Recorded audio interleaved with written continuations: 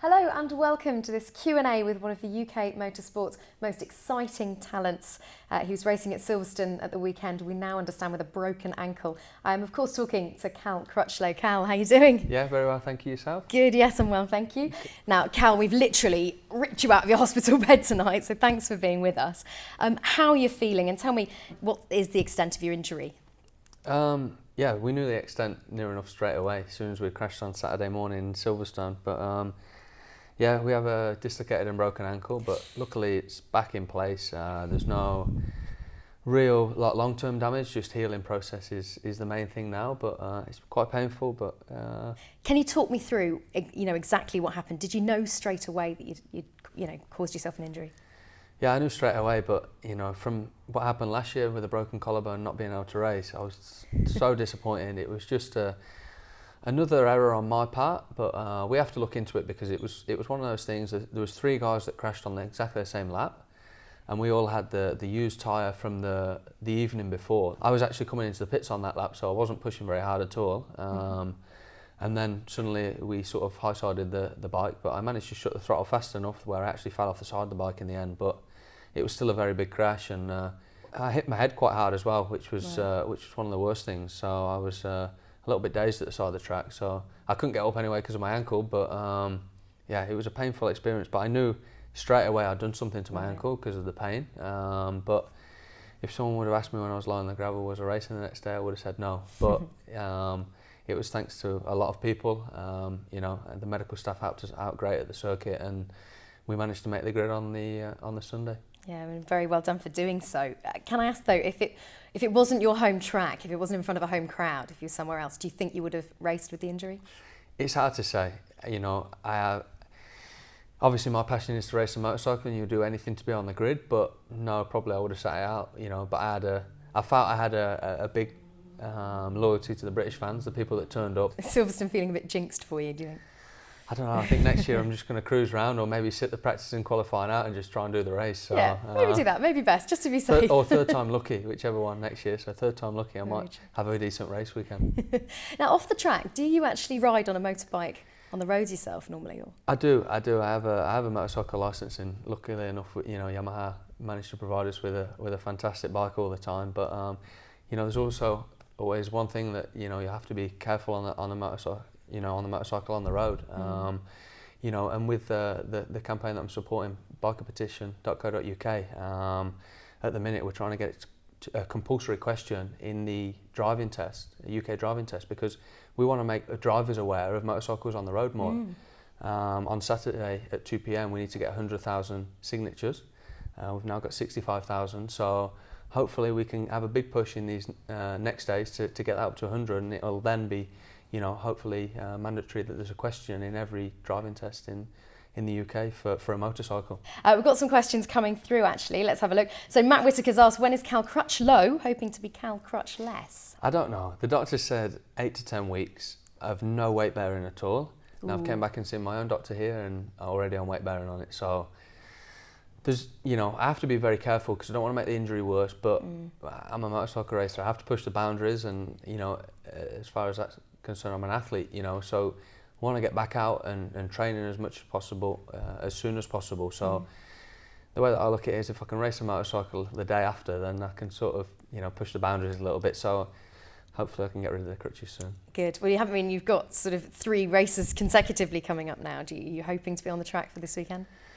Yeah, I leave the Isle of Man next Tuesday, so I've got a good week of really recovering and making sure the ankle's right. Obviously it's going to be months before it's perfect, but I think if we can go into these next races a lot more comfortable, that'd be a lot more helpful. I know that. Craig Marshall has asked, he said, I've got an 8-year-old son who loves his pit bike. What advice would you give parents who are lost as to which direction to take their kids in something they enjoy? It's a difficult one. I think you've got to let your son or daughter find their own way. If they want to do it, they want to do it. Now, obviously, there's with racing a motorcycle, there's so many sort of safe places to be able to do it. Don't just take them to a field and let them rip loose on a motorcycle. You've got to get into some sort of organisation or racing in a light-hearted way to start. Obviously, if the person's competitive or the child's competitive, they're obviously going to want to win. But you know, at the end of the day, I don't think force them. Let them find their own feet and find their own way. And if that's what they love doing, then they'll continue to do it. But sure. Yeah, there's a lot of kids that enjoy and watch the motorsport that grow up watching it and you know, love to race. So it's nice that you hear stories like that are coming through. And yeah, I think just support as much as you can, but you know, don't push them into it. If that's what they want to do, then that's what they want to do. And sure. I mean, your father obviously being a huge fan of the sport beforehand, he must have been thrilled really when you went through. Do you think it was did he hold back on putting too much pressure on you? Yeah, he's in complete all honesty, he went to a track, bought a bike the week before. I learned how to ride it with gears. Went to a track and I crashed on the first ever lap. And he said, "This is not for you." And I said, "Just give me one more go." And then it worked out well. But you know, there was no pressure for me to ride a motorcycle. In all honesty, he probably never wanted me to at the start. Michelle Goddard has asked if you could race any bike, past or present, in any class, which would it be? I've always wanted to ride an old 500 two-stroke. I don't know why. I think it's because they were aggressive, they were difficult to ride, and I always feel like I'm a rider that will try and ride something with square wheels, you know. I've always thought that them bikes were really difficult to ride, and I always used to watch, as I was a kid, I used to watch Valentino even when he was racing them and think, oh, them things are, you know, they're animals, you know, and I would have loved to have raced that. Disappointed I didn't get to race one, but it would be one of them. It'd be a Yamaha 500 two-stroke. Question from John Hookway now.